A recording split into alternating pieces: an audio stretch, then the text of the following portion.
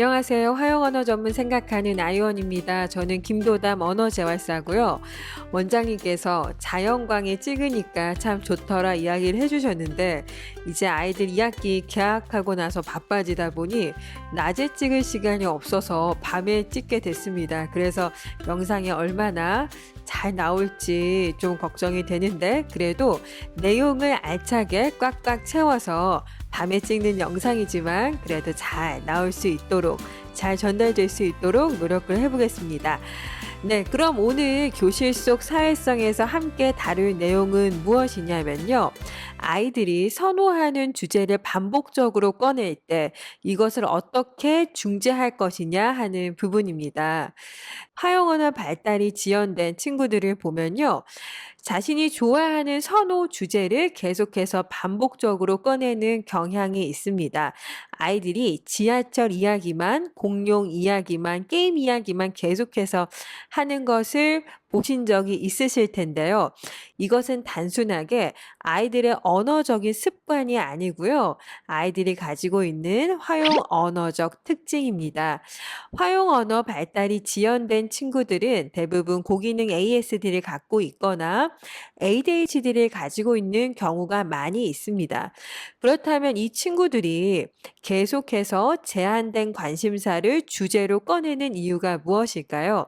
이것에 대해서는 ASD와 ADHD를 조금 나누어서 설명을 해야 될 것 같아요. 두 이제 진단이 있는 친구들이 가지고 있는 공통점도 있지만 이 현상이 발현되는 이유는 각각 다른데요. 먼저 ASD 친구들이 특정 주제를 계속해서 꺼내는 이유는요. 이렇게 ASD를 진단받을 때 그 특징이 제한된 관심사에 몰두되어 있다라는 특징이 있습니다. 그렇기 때문에 맥락과 상관없이 자신이 좋아하는 지하철이나 게임, 수학 이야기를 꺼내게 되는 것이고요.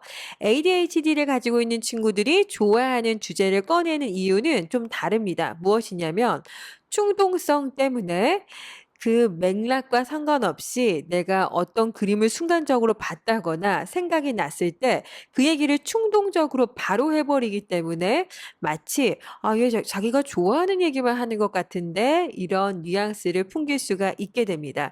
그래서 발현되는 양상은 비슷하지만 그 이유는 다르다는 것을 알고 가시면 좋을 것 같고요.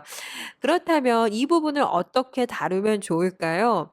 저는 이 부분을 다룰 때 항상 조심하는 부분이 무엇이냐면 아이들이 선호하는 이 주제 이야기를 "이거 하면 안 돼. 이거 하지 마."라고 말하면 아이들이 '내 관심사는 틀린 것이야.'라는 인식을 갖기가 쉽습니다.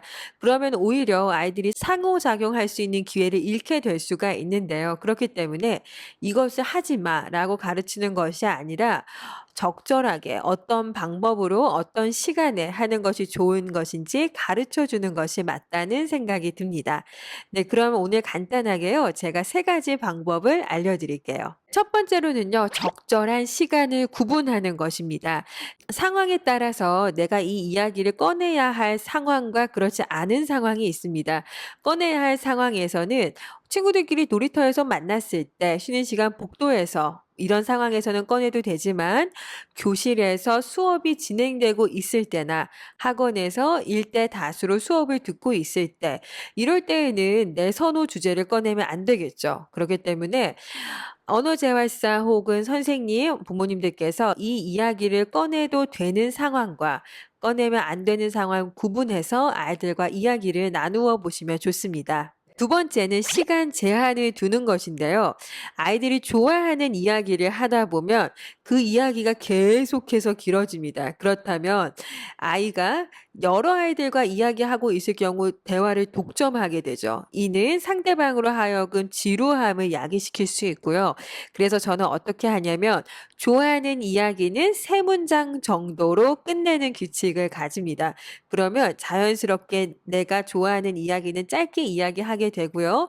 세 번째 방법인데요. 다른 사람과 연결하는 것입니다.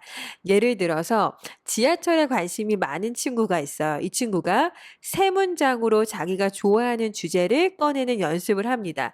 나는 이번 주 주말에 신분당선을 탔는데 신분당선을 타고 광교 중앙역에 내렸거든. 근데 광교 중앙역에서 친구들 만나 가지고 "서울역으로 지하철 여행 갔다 왔어." 하고 다른 사람과 연결시키는 것이죠.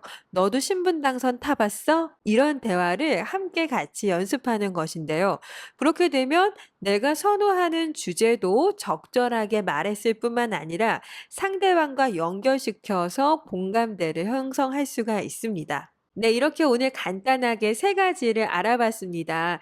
저는 아이들이 꺼내는 주제가 너무너무 흥미롭고 재미있어요. 때로는 아이들이 너무 많이 말해서 그것들을 제한시켜야 되는 책임이 있지만 아이들이 이렇게 꺼내는 주제들이 너무 흥미로워서 포스트잇에 아이들이 설명해 준 것을 붙여 놓기도 하고요.